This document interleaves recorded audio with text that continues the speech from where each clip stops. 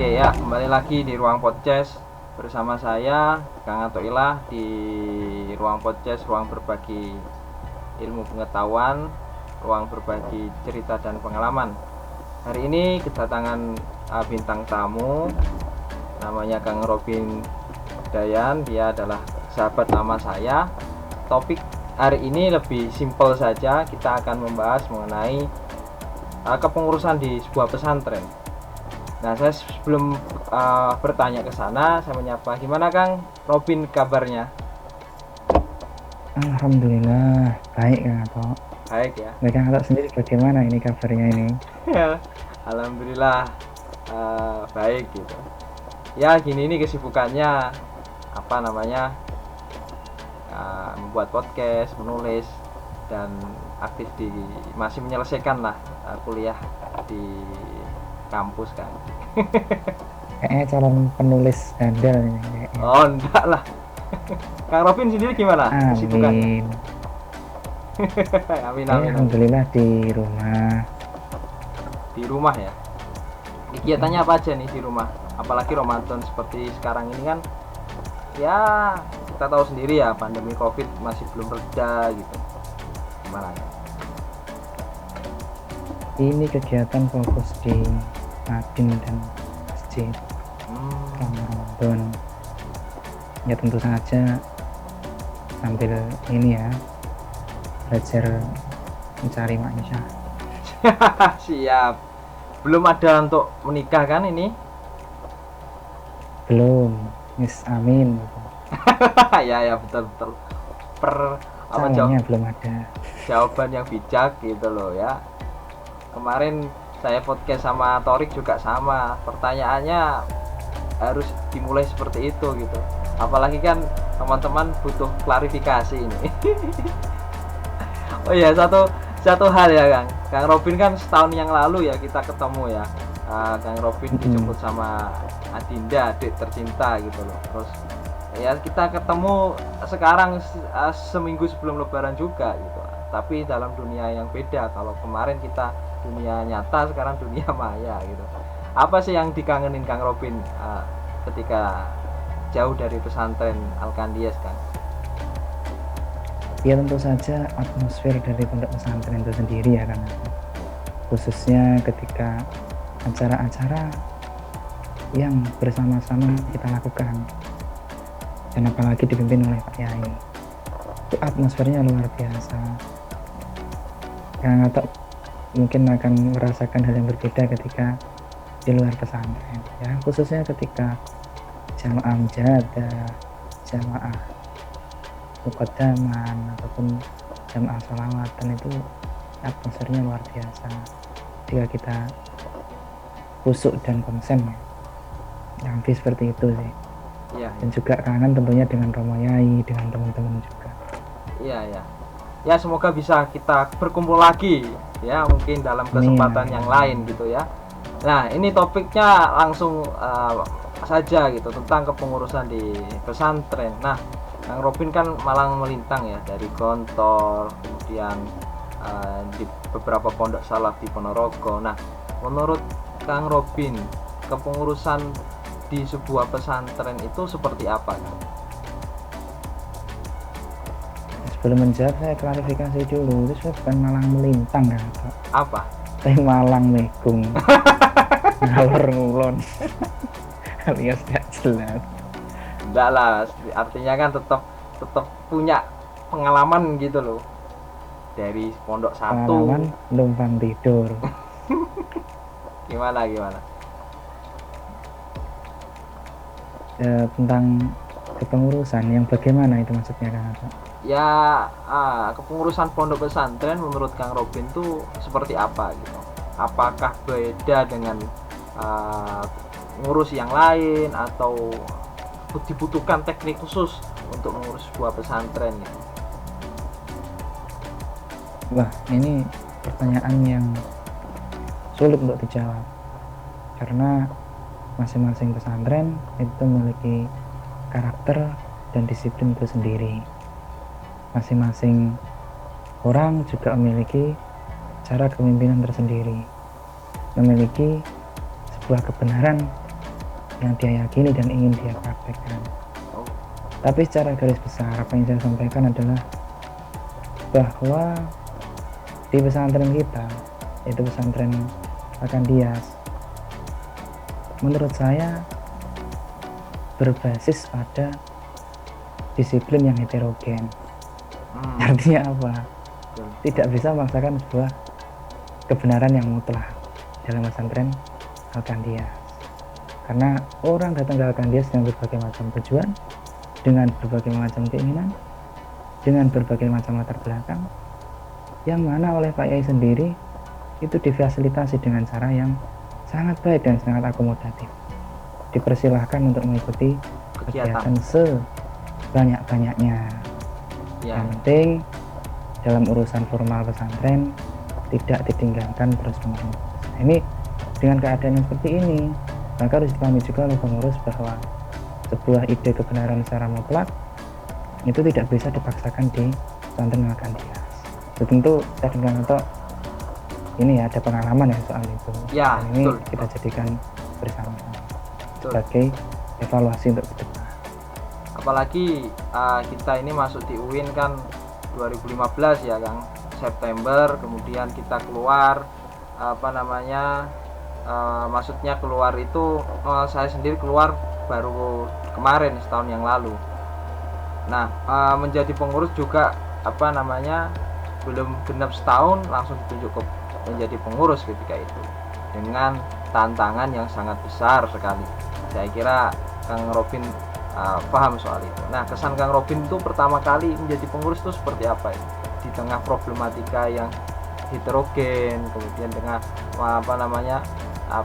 jarak ya, rentang usia itu sangat tinggi ketika itu. Kang Robin memaknainya terpilih menjadi pengurus ketika itu seperti apa?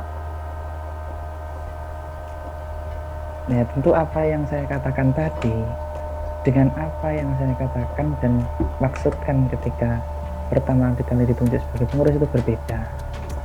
Apa yang saya katakan kepada Kang Atok tadi dan kita sepakati bahwa itu ada benarnya ya. Ini adalah refleksi setelah menjadi pengurus, ilmu yang didapatkan ketika sudah melewati masa khidmah.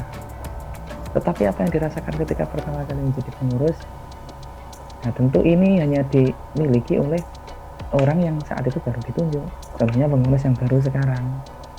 Nah, maka saran saya adalah sebaiknya ketika pengurus baru ini memulai untuk melangkah, nah sebelumnya ini sangat dianjurkan untuk bertanya kepada pengurus yang telah selesai melewati masa khidmah. Bukan berarti harus menduplikasi 100%, tidak, tetapi untuk mempelajari apa saja hal yang perlu dihindari, yang kira-kira pada masa itu tidak baik untuk dilanjutkan, dan di sisi yang lain juga melanjutkan apa yang berhasil dilaksanakan dengan sukses pada masa kepengurusan yang saat itu. Dan faktor terpenting juga minta saran kepada Romo Yai bagaimana jalannya pondok pesantren ke depan. Itu yang paling penting. Dan soal pengalaman mengenai masa lampau itu ya tentu adalah sebuah tantangan besar di tahun pertama kemudian menjadi pengurus. Tapi kan itu semua sudah kita lalui. Titik poin saya justru bagaimana ke depan ini pengurus-pengurus selanjutnya lebih baik lagi, lebih berkomitmen daripada kita dulu, lebih bertanggung jawab daripada kita dulu, dan tentu saja membawa pesantren lebih maju lagi. Amin. Amin. Tentunya itu menjadi harapan kita semua kan, sebagai tentu saja. Bukan sebagai santri ya, sebagai santri juga, sebagai yang memiliki ikatan emosional juga terhadap pesantren Alkandias ini gitu. Nah, Kang Robin, dengan sistem pondok pesantren Alkandias seperti ini, Kang Robin optimis tidak bahwasanya pesantren Alkandias ke depan jauh akan lebih baik di tangan orang-orang yang ya saya kira itu juga pilihan dari teman-teman semuanya gitu loh. Tidak sepenuhnya dari pilihan dari Romo Yai, ada teman-teman juga untuk memilih itu gitu. Yang tentunya juga Kang Robin sendiri tahu juga, saya juga memperjuangkan itu agar pemilihan juga dilakukan secara terbuka gitu. agar ada keterbukaan juga, agar ada rasa relasi tanggung jawab gitu. Nah, menurut Kang Robin seperti apa? Optimis ya? Sebelum saya menjawab optimis atau pesimis, saya ingin bertanya dulu pada Kang Ato. Siapa lurah kita bersama untuk periode 5 tahun ke depan? Atau 3 tahun ya? 3 tahun ke depan? 2 tahun, 2 tahun. Ini 2 tahun. Ya. Siapa itu lurah yang terpilih? Loh, nggak tahu Kang Robin. Kang Kamal kan? Oh, ini saya konfirmasi saja. Karena kan saya jarak jauh, barangkali Kang Kamal, informasi yang Kang Kamal. kamu sama. Ya. Komentar saya yang pertama, dengan terpilihnya Kang Kamal, saya sangat optimis dan harapan saya besar terhadap Kang Kamal untuk bisa membawakan dia lebih maju ke depan. Kenapa alasannya? Karena sejak tahun pertama saya sudah kenal dengan Kang Mustafa Kamal, bagaimana kepribadiannya, bagaimana ketulusannya, bagaimana keilmuannya, bagaimana tanggung jawabnya, bagaimana akhlakul karimahnya, bagaimana sopan santunnya. Dan saya rasa ini adalah figur yang tepat, karena pada saat ini Kang Kamal bisa dibilang sebagai sosok senior di Alkandias. Faktor pertama. Faktor kedua, Kang Kamal ini merupakan orang yang pas untuk mengakomodir disiplin yang heterogen di Alkandias. Ya, itu karena yang bisa menampung semua pendapat. Ini yang penting. Dan kemudian faktor yang ketiga, Kang Kamal juga sangat santun dan sopan dalam menyampaikan ke bawah atau ke teman-teman, dan juga sangat hormat dan patuh ke yang atas dalam artian keluarga dalam. Jadi sebagai seorang yang menjembatani antara atas dan bawah serta mengakomodir disiplin yang heterogen, sosok seperti Kang Kamal ini sangat pas sekali. Tinggal masalahnya satu, Kang Kamal relatif pendiam. Tentu kita semua tahu itu. Ya. Nah, bagaimana caranya supaya teman-teman ini jangan menunggu Kang Kamal terus-menerus, karena Kang Kamal ini lebih sebagai penampung aspirasi yang ideal. Maka saran saya adalah teman-teman ayo aktif berikan bantuan saran, berikan bantuan ide, berikan bantuan moral. Karena posisi Kang Kamal adalah, kalau diibaratkan elemen itu adalah elemen air yang mengalir bisa mengisi wadah apapun. Ya, ya itu penting itu. Jadi ada syarat bagaimana santri juga turut ikut serta gitu loh. Bagaimana sama-sama mewujudkan aspirasinya, diam saja gitu menunggu titah lurahnya. Tetapi ada, ya itu menjadi problem sebetulnya Kang di pondok yang seperti ini gitu loh. Ya maka saya sebut gini Kang, status ganda itu sangat ada dalam santri Alkandias itu. Di sisi lain dia statusnya sebagai santri, di sisi lain juga statusnya menjadi mahasiswa. Ini kan menjadi problem juga kan. Ya, sepakat nggak kan? Benar, itu adalah problem klasik yang sangat sulit untuk diantisipasi. Ya.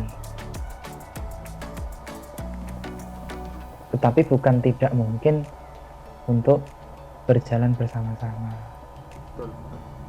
Ya itu dan yang saya rasa figur Kang Kamal itulah yang bisa menjembatani antara orang yang fokus untuk di pesantren atau orang yang fokus untuk di kuliahnya.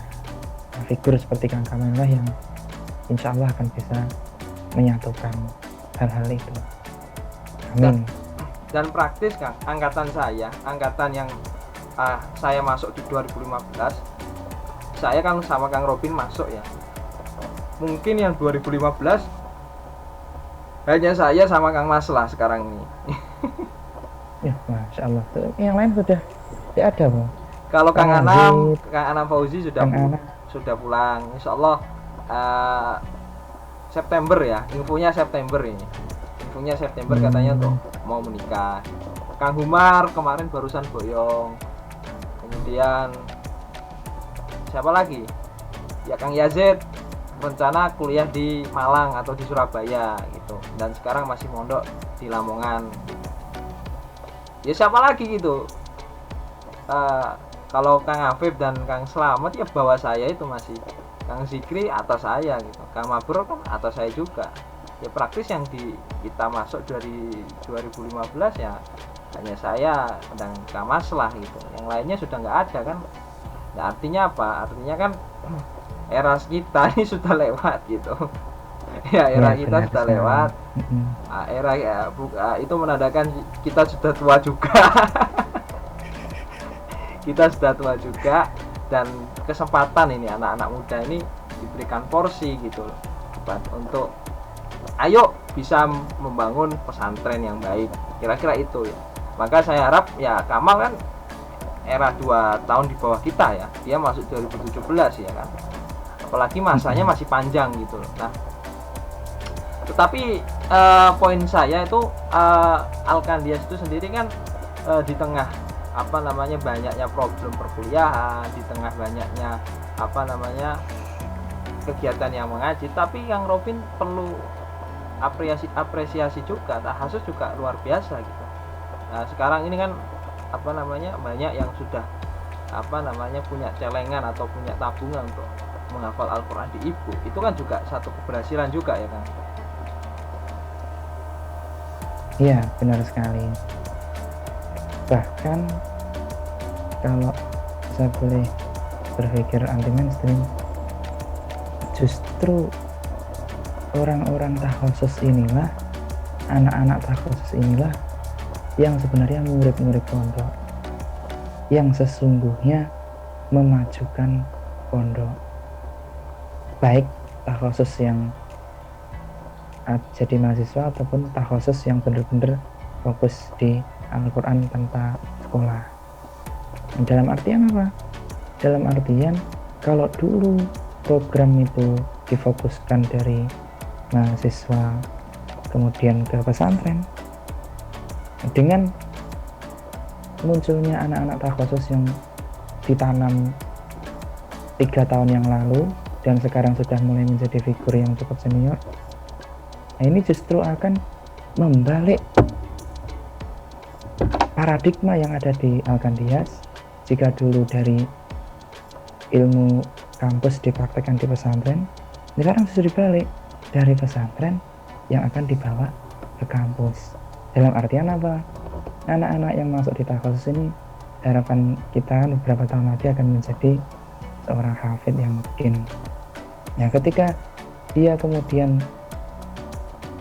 menjadi orang yang masuk di kampus atau memiliki keinginan untuk sekolah di kampus, nah orang-orang seperti jebelan takhusus ini akan mewarnai kampus ke depan. Jadi tidak didominasi oleh orang yang dominan terhadap peran intelektualnya saja, betul.